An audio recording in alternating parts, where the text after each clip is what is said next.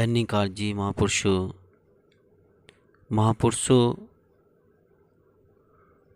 सभी को आनंद, सुख, शांति चाहिए होती है। हर इंसान सुख चाहता है अपने जीवन में, शांति चाहता है, खुशियाँ चाहता है। लेकिन महापुरुषों खुशी वाले कर्म नहीं करता दुख वाले हैं। किसी का दिल दुखाना, किसी की बुराई कर देनी, सुनी एक दो लगा देनी,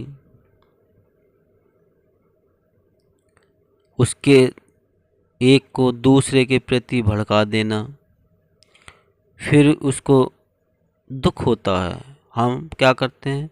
दुख पहुंचा रहे हैं। महापुरुषों सोचने वाली बात है कि अगर हम सुख चाहते हैं लेकिन कर्म बुरे हैं, वैर के हैं, ईर्ष्या के हैं, नफरत के हैं, चुगली करने के हैं, भड़काने वाले हैं, तो महापुरुषों बात बनने वाली नहीं है। अगर हमें सुख चाहिए, आनंद चाहिए, तो हमें कर्म भी तो आनंद वाला ही करना होगा, तो ही आनंद प्राप्त होगा। चुगली करके, बुराई करके कोई फायदा होने वाला नहीं होता। आज तो हम अपनी चतुराई में ठीक है, लेकिन जब हमारी चतुराई का राज खुलेगा, पता चलेगा कि हमने उससे झूठ बोला, उसकी एक की दो लगाई, तो हम उनकी नज़रों में बुरे बन जाते हैं। और जब हम उसकी नज़रों में बुरे बन जाते हैं महापुरुषों, तो वह फिर हमारी इंसान कदर नहीं करता, सम्मान नहीं करता, प्रेम नहीं देता। हो सकता है वो भी यही उल्टा करने लगे, या फिर हमसे बहुत दूर हो जाए, हमसे बोलना बंद कर दे।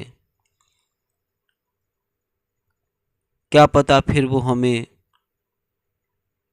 बद्दुआ दे दे, कुछ कह दे, वो बातें जो हमारा दुख का कारण बने। तो महापुरुषों अगर सुख चाहिए तो सुख वाले कर्म करने पड़ेंगे, तो ही सुख आ सकता है। लेकिन हम करेंगे तो वैसे काम दुख वाले, चाहेंगे सुख, ऐसे कैसे हो सकता है? आज तो हमें बहुत आनंद आ रहा है किसी को दुख पहुंचाकर, क्योंकि हमने बुराई की है, एक की दो लगाई हैं, इधर से उधर करी है, तो जिसकी की है उसको तो दुख ही पहुंचेगा। कि मैंने तो ऐसा कुछ कहा नहीं और मुझे बिना कहे ही इतनी सारी बातें सुनने को बुरी मिल रही हैं, तो वो भी दुख, और बाद में जिसने की है उसे वो भी दुखी। महापुरुष बताते हैं कि ये एक भूमि है, इस भूमि में हम जिस प्रकार का भी बीज इसमें डालते हैं, उसी प्रकार का ये कुछ समय बाद हमें फल देती है। ऐसे हमारे कर्म भी हैं महापुरुषों। जिस प्रकार का हम कर्म करते हैं उसी प्रकार के हमें सुख भी मिलते हैं। महापुरुषों एक बात बताते हैं कि एक कबूतर पकड़ने वाला व्यक्ति था। तो वह कबूतर को पकड़ता था। एक दिन फिर से वो कबूतर पकड़ रहा था और एक सज्जन महात्मा उनके पास आए। बोले, देखकर कि आप कबूतर को पकड़ रहे हो, और मैं कुछ समय से देख रहा हूँ, तो क्या आप बताने की कृपा करोगे कि आप कबूतर क्यों पकड़ते हो, इन्हें कैद क्यों करते हो, इनकी जिंदगी जो खुले में है उन्हें कैद पकड़कर क्यों दुख पहुंचाते हो। तो वह बोला कि मुझे अच्छा लगता है पकड़ने के बाद। तो आप किस लिए पकड़ते, क्या करते हो पकड़ के, वे सज्जन बोले।